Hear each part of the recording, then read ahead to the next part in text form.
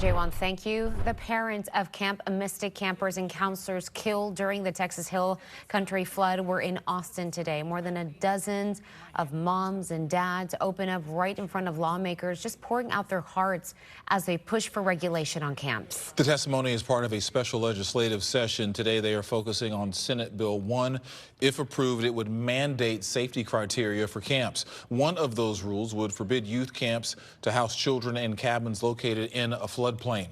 For many parents, this was the first time speaking publicly since the July 4th flood. Our Gage Goulding relives the tragedy and the emotional day at the Capitol. We trusted Camp Mystic with her precious life, but that trust was broken in the most devastating way.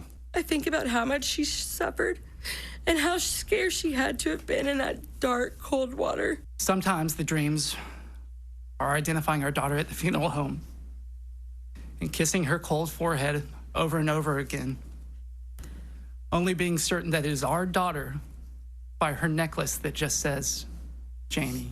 They're all parents of children lost at Camp Mystic, and they're all here at the state capitol in Austin asking for the same thing. To ensure that there will never be another Heavens 27 due to camp complacency. Heavens 27. It's a name for those campers and counselors killed when the floodwaters slammed into the summer camp on July 4th.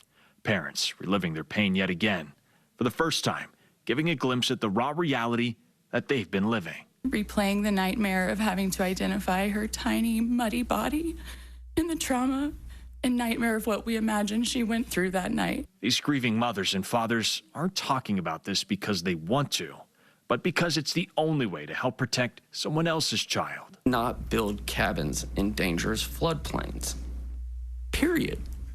Surely don't put 8- and 9-year-olds in them. Senate Bill 1 calls for several mandates.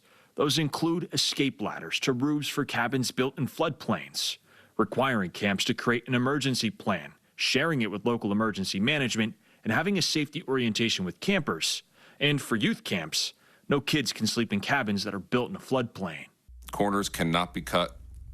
Arms cannot be twisted. Gray areas cannot exist. These were our children's lives. These families, including some who for generations have spent summers at Camp Mystic, are now slamming the camp's management, blaming the camp for their daughter's death. I told her camp was the safest place she could be, and she would make new friends and learn new things. I lied to her. She not only wasn't safe, she died. While the state looks towards passing the law before next camp season, one family is still looking for closure. Sil Stewart from Dallas is one of 2 people still missing, and the only camper yet to be found. 48 days later, Seal remains somewhere in the devastation of the Guadalupe River. It's news that to this day, search crews are still trying to find. Gage Goulding, KPRC-2 News.